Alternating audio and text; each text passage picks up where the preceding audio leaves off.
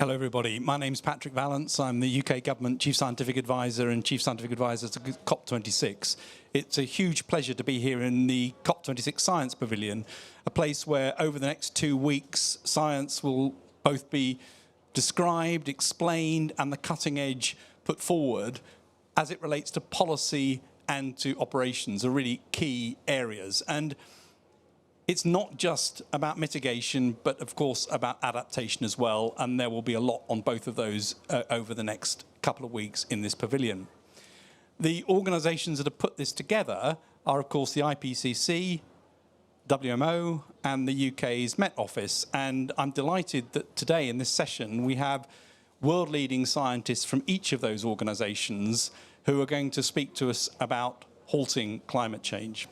So we've got Valérie Masson-Delmotte, who's co-chair of the Working Group 1 of the IPCC, head of the Climate Dynamics and Archives Group at the Laboratory of Climate and Environmental Sciences. Valérie, welcome.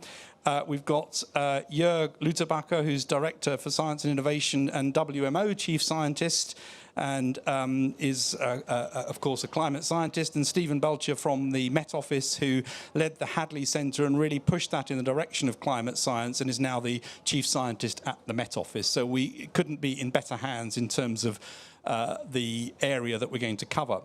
Let me just say a few words. The first is that climate science has been absolutely instrumental in diagnosing the problem. And right from the early detection that there was things happening that mattered in terms of global climate change, through to now, where it's been able to articulate very clearly why 1.5 degrees is an upper limit that we've got to aim for and the whole world needs to aim for. So there's no doubt that science has been instrumental in the diagnosis. It's also instrumental in the treatment. And the notion that we need to apply science as we think about how we stop further climate change, how we apply it to both mitigation and adaptation. It's going to be important for innovation. Innovation is part of the solution. And of course, the application of innovation is key. It's not good enough just to hope that something is going to come along in years' time to save us. It's not. There will be advances, both incremental and more substantial, but we must get on with what we've got now. Waiting for the magic bullet is a mistake. It's important in terms of behavioural science. We know that the whole of society needs to move in terms of what we do as individuals and how we incentivise that to make the green choice the easy choice. And of course, it's going to be important for nature and biodiversity solutions as well. Uncertainty is going to remain. The energy mix we need, how we travel, how our construction industry works. We need to work back from net zero with specific plans to implement. It's not good enough to have a pledge without a plan. And those plans need to cover everything from capture, storage, utilization of energy through agriculture, buildings, shipping and aviation, land use, and others as well. And last week, a group of chief scientists from around the world and scientific advisors from governments issued a letter saying exactly that to the leaders. Stick with 1.5. Make sure that we have collaborative systems for science right the way across the globe that are properly funded and supported, and make sure that we invest in science and technology in those countries which don't have the capacity to be able to do this.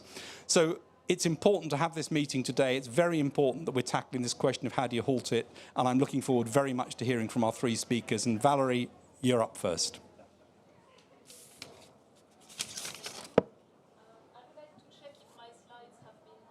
These events. Ocean information is also vital to improving seasonal sea ice predictions, helping ships to safely plan their routes, and enabling coastal communities to stay safe. Climate variability.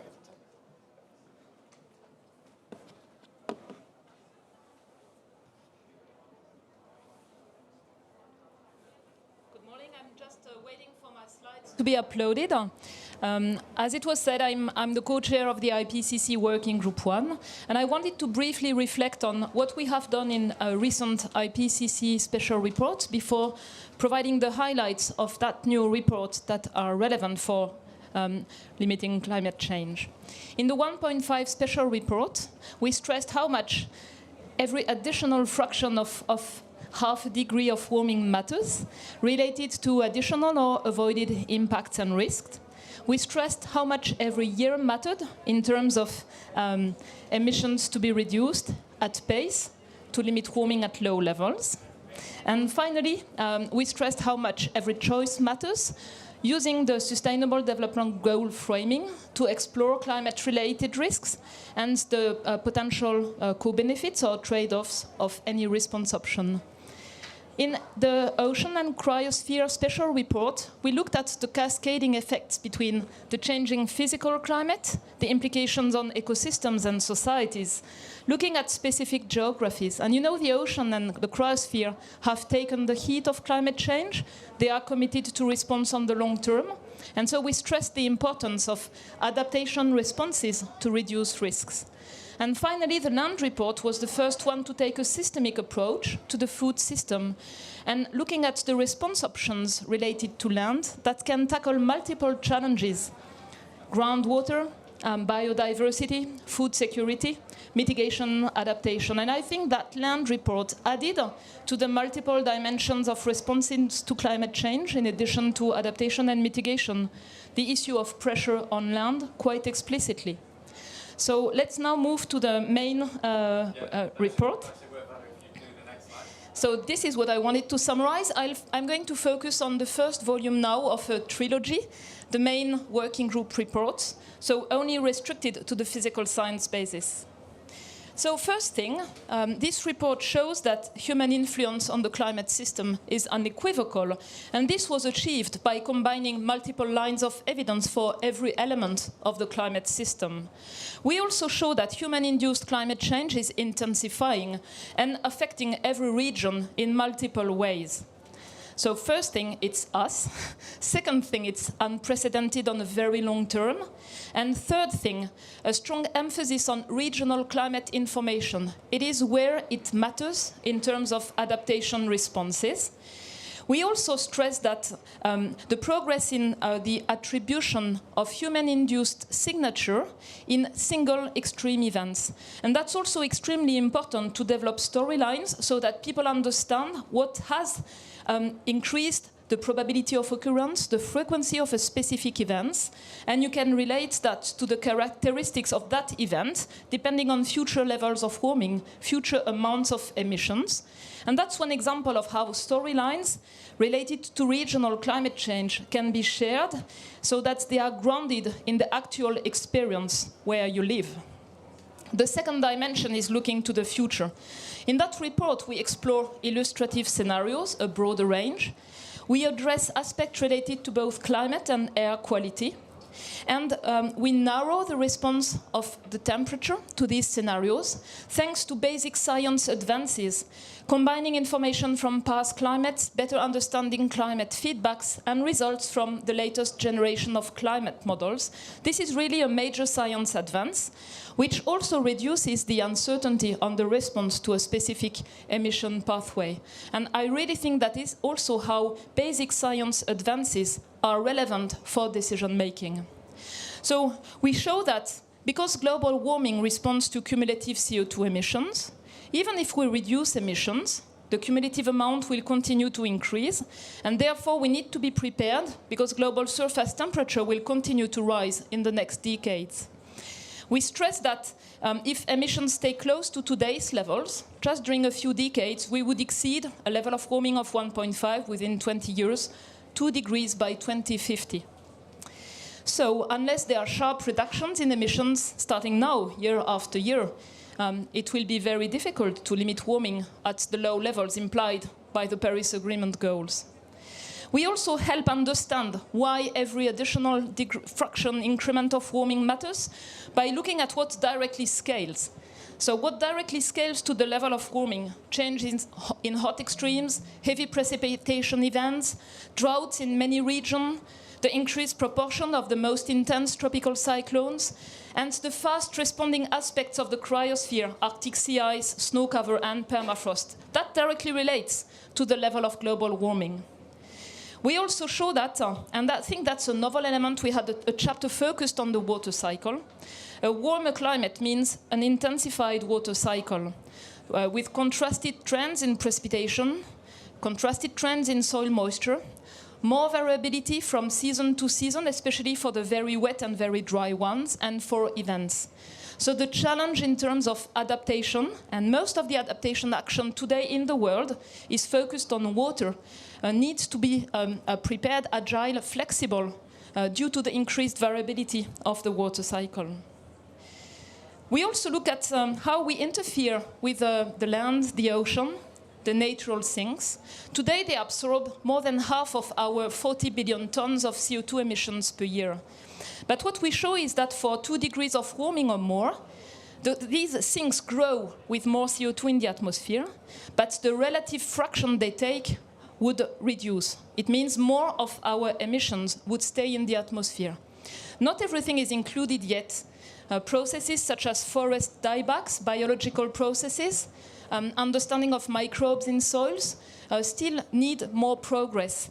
And that shows the importance of improved science with a growing emphasis on nature-based solutions, because these nature-based solutions will react to a changing climate. And their ability to store carbon is limited with more warming. We also stress the irreversible dimension. We've set in motion the slow components, glaciers, ice sheets, the deep ocean. Sea level will continue to rise over centuries to millennia, but the rates will strongly depend on our emissions. So on both the short term and the very long term, we stress how much every increment of warming matters, but we also provide updated information to prepare for what cannot be avoided. What to prepare for? Human-induced trends will interact with natural climate variability. So we provide our understanding of these processes so that for planning, you can consider the full spectrum of what to expect when natural variability exacerbates or temporarily masks human-induced trends. We show that for every region, there will be multiple changes in trends, in streams, values known to be linked to tolerance thresholds, such as extreme heat. And a key message is to take into account this cocktail of multiple characteristics in each region, so that adaptation is developed now, building on the state of knowledge on these multiple changes so as to enhance resilience. We cannot rule out abrupt changes, for instance, associated with ice sheet collapse or abrupt ocean circulation change or forest dieback, or several major volcanic eruptions or warming above our assessed range. How to communicate that? Because it's often associated with deep uncertainty. So we focus on storylines. If this happens, then this is the knowledge we can provide. It's also important to strengthen the early warning systems that we have. One concern personally that I have is the fact that our international societies do not yet have a plan to be prepared if a major volcanic eruption occurs, in addition to human-induced trends. So we provide our state of knowledge so that it can be used to strengthen risk management and response strategies. And finally, from a physical science perspective, limiting global warming means limiting cumulative CO2 emissions, so that any warming target with a specific likelihood is translated in a remaining carbon budget. We also stress that we've started losing the cooling effect of pollution particles, which is important because it means improved air quality. It's not the case everywhere. So by acting on methane, which is a fast-lived greenhouse gases, we can have double benefits: offset losing the umbrella effect of the pollution particles, and we can also improve air quality because emissions of methane act on the formation of ozone, which is a pollutant toxic for health and toxic for plant growth. And that also highlights the importance of not considering climate information in silos, but thinking of climate, air quality, and health benefits of ambitious mitigation. Because if we act, decarbonize, reduce methane emissions, there would be benefits in air quality in a few years, with many public health benefits. But for temperature trends, it would be seen only in around 20 years, and more for the rate of sea level rise. So this is the type of information we can provide, and it clearly highlights how much the climate we experience in the future depends on our decisions now. Thank you.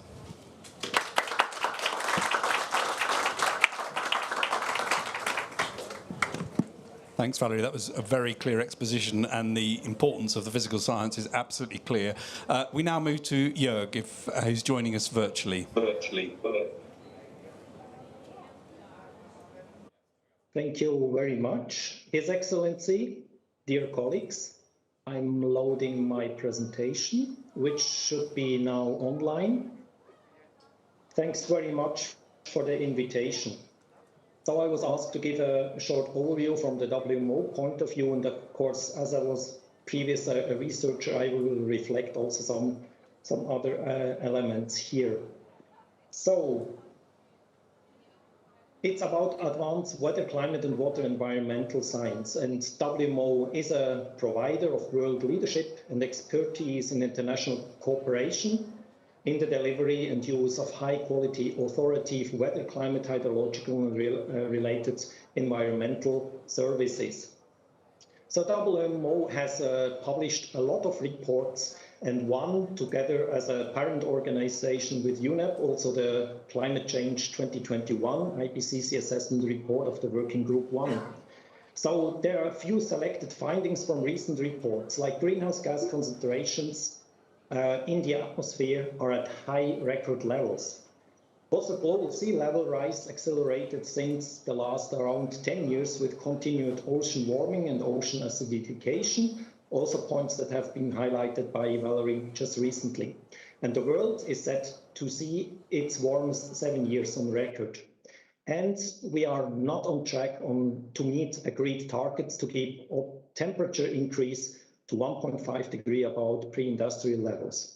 So these reports and the work of WMO together with its partners and expertise contribute to forward-looking perspective on the science needed to help combat climate change and the provision of concise, important and forward-looking messages for a